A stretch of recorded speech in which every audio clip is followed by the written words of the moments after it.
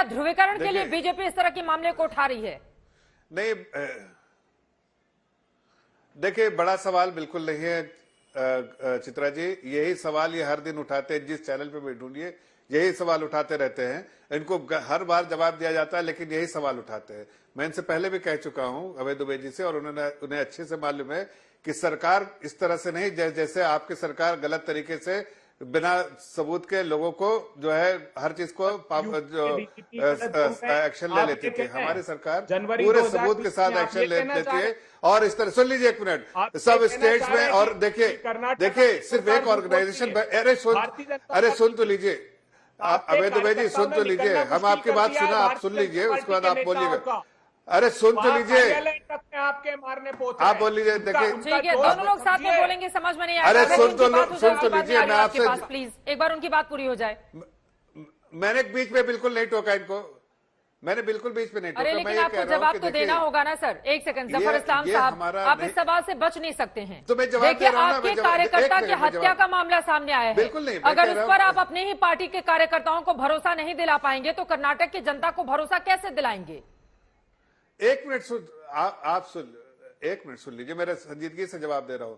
देखिए, ये मतलब मकसद नहीं होना चाहिए कि किसी एक ऑर्गेनाइजेशन को सिर्फ बंद करना। मकसद ये होना चाहिए कि जड़ से उसको खत्म करना चाहिए। जब अगर जड़ से खत्म करते हैं, इसलिए कि बहुत ऑर्गेनाइजेशन, चाहे एसडीपीआई हो, चाहे पीएफआई, ये अलग अलग ऑर्गेनाइजेशन खोल के बैठ जाते हैं। ऐसे जब बहुत सारे ऑर्गेनाइजेशन, आप भेस बदल के लोग वहां चले जाएंगे, तो इसलिए जड़ से उखाड़ने की तरकीब जो है वो हो रही है। उसी दिशा में काम हो रहा है। ये किसी को बताने की जरूरत नहीं है। सरकार, जो स्टेट गवर्नमेंट हर जगह काम कर रही है, सेंट्रल गवर्नमेंट अप्रोप्रिएट टाइम पे सही फैसला लेते हुए सिर्फ इसी ऑर्गेनाइजेशन को नहीं बल्कि अनेक ऑर्गेनाइजेशन को बैन करेगी। और आप ये भी बता दें चित्रा जी, आप आज सुबह में आपके चैनल पे आप लोगों ने देखा होगा, नहीं आपके चैनल पे लोगों ने देखा होगा कि एक ही ऑर्गेनाइजेशन में कितने अम्ब्रेला ऑर्गेनाइजेशन उठा रही है, कितने तो ऑर्गेनाइजेशन मुहूर्त का इंतजार क्यों किया जा रहा है? हमें उस सोच को बंद करना है, उसको।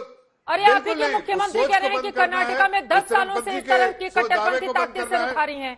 ठीक है, वारिस पठान जी, मैं आपके पास आते हुए, अगर ये पीएफआई पर, एसडीपीआई पर बैन लगा दें तो फिर होगा कि दरअसल मुस्लिम लोगों को टारगेट करने की कोशिश बीजेपी की ओर से की जा रही है। अगर कट्टरपंथी ताकतें कहीं भी जन्म ले रही हैं तो क्या उस पर लगाम लगाने की जरूरत नहीं है वारिस पठान जी? चाहे पीएफआई हो, चाहे एसडीपीआई हो, या फिर कोई और हो। देखिए, किसी को भी कायदा कानून अपने हाथ में लेने का अधिकार नहीं है, फिर चाहे कोई भी संगठन हो, चाहे आरएसएस के लोग हो, पीएफआई हो, या कोई भी हो। देश चलेगा रूल ऑफ लॉ पे, देश चलेगा संविधान पे।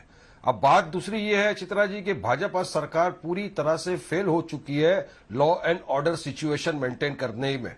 आप देखिए, हर आए दिन किसी ना किसी का कत्ल हो रहा है खुलेआम।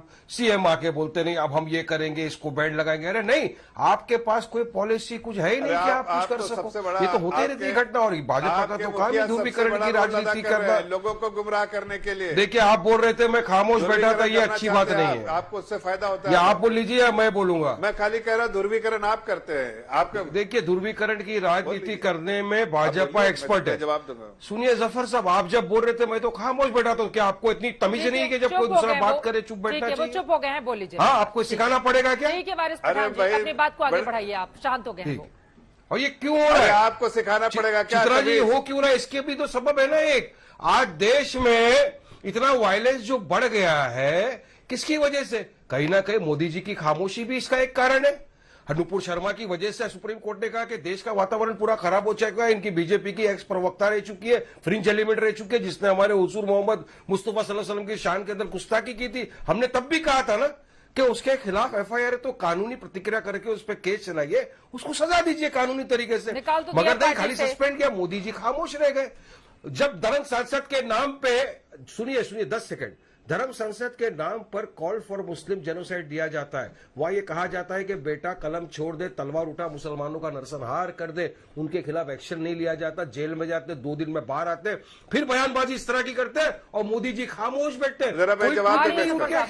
तब ये बढ़ता है। एक क्रिकेटर के अंगूठे में चोट आ जाए तो मोदी जी ट्वीट कर देते हैं। मगर देश के अंदर इतना अराजकता फैल गया है मोदी जी की वजह से, समर्थन कर देने भर से किसी की हत्या कर दी जाएगी अपने फुट सोल्जर्स को। और आप यहाँ पर भड़काने वाली बात करेंगे वारिस पठान जी? कन्हैया लाल क्या की जो सिर्फ कातिल किसी का थे, समर्थन कर देने हमने से किसी खंडन की हत्या किया, हो जाएगी और बैठकर हम यहाँ पर ढोल पीटेंगे कि नुपुर शर्मा की वजह से ऐसा हो रहा है? हत्या को क्या जायज हमने बताने इसका की भी कोशिश खंडन की किया। जाएगी? कन्हैया भाई का जिसने कत्ल किया, हमने उनका भी खंडन किया। हमने कहा कि जो भी लोग हैं उनके खिलाफ सख्त कार्रवाई की जाए, उनको सख्त सजा मिले, पर उनके तार तो जुड़ के आए भाजपा के साथ। एक आतंकवादी पकड़ा था, उसके तार जुड़ते हैं भाजपा के साथ।